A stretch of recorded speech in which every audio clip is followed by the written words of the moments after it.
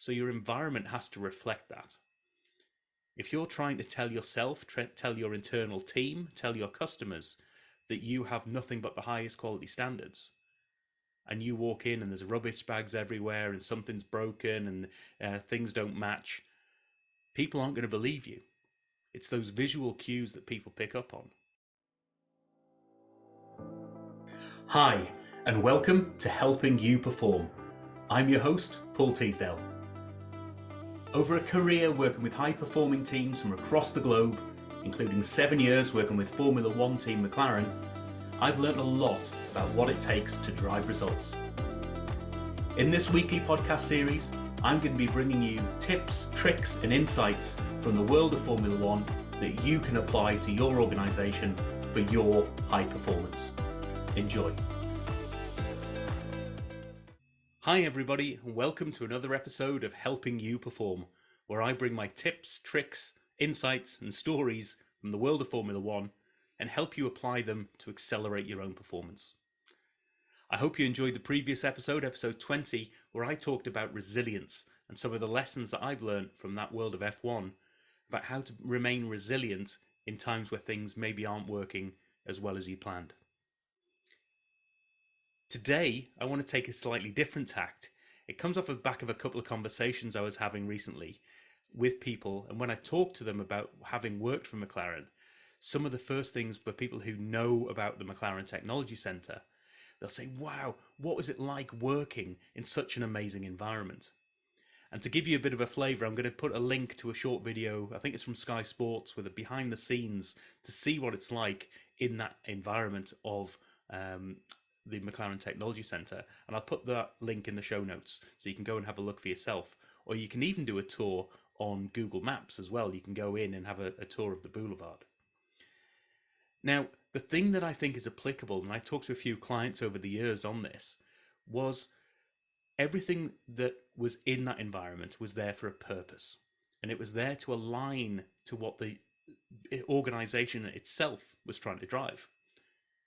Now, McLaren is an environment and an organization, a culture of excellence. So your environment has to reflect that. If you're trying to tell yourself, tell your internal team, tell your customers that you have nothing but the highest quality standards, and you walk in and there's rubbish bags everywhere and something's broken and things don't match, people aren't going to believe you. It's those visual cues that people pick up on. And similarly, if you ever have the chance to walk into McLaren Technology Centre, and I still remember the day when I walked in for the first time, you want people to be blown away by what you've got, or you want them to react in a way that is aligned to what you're trying to achieve. It doesn't have to be that you have to spend millions and millions on your working environment in order for that to be to the excellent standard that McLaren Technology Centre is. What you have to do is make sure that you don't have misalignment between what you're saying and what people see. So it's that consistency of story. How can you make sure that is consistent and is consistent with what you're trying to achieve as well? So a couple of stories from that environment. I mean, if you ever do get the chance, you will be blown away. But it is there to remind people. One of the key things that environment is set up for is for the people who work there and the people who work within McLaren, it's there to remind everybody of that excellence on a day-to-day basis. And McLaren is one of the only teams, if not the only team, that actually the trophies that the drivers win don't actually go to the driver. And they're not owned by the driver. They are owned and kept by the team itself. And that's an important part of saying you're there as part of a team. They're not your trophies. You may have driven the car to win, but you're only one person as part of a wider team. But they have part of the boulevard where all of these trophies from the past are on display. And that has a significant purpose, which is to remind people of what we're there to do. We're there to put trophies in that cabinet. We're there for excellence. We're there to win. Therefore, seeing these things on a day-to-day basis, first and foremost, your first impression is that, wow, there's so much of this, and you're part of something where winning is part of the culture. But on a long-term basis, it seeps into you without even having to be said. that this is the standards that we're going for. So remind yourself that you want your name, or you want to be part of the team that has the next trophy in that cabinet. Other things around just the look and feel of the place. What is it there to do? What is the environment there to support? And if in the video that I'll send a link to, you'll see a little bit of mission control, for instance, which is there as an environment to support decision making and to support data-driven decisions in particular. Now, that environment is there and is designed so that the people within it are supported in a way that helps them make the best decisions.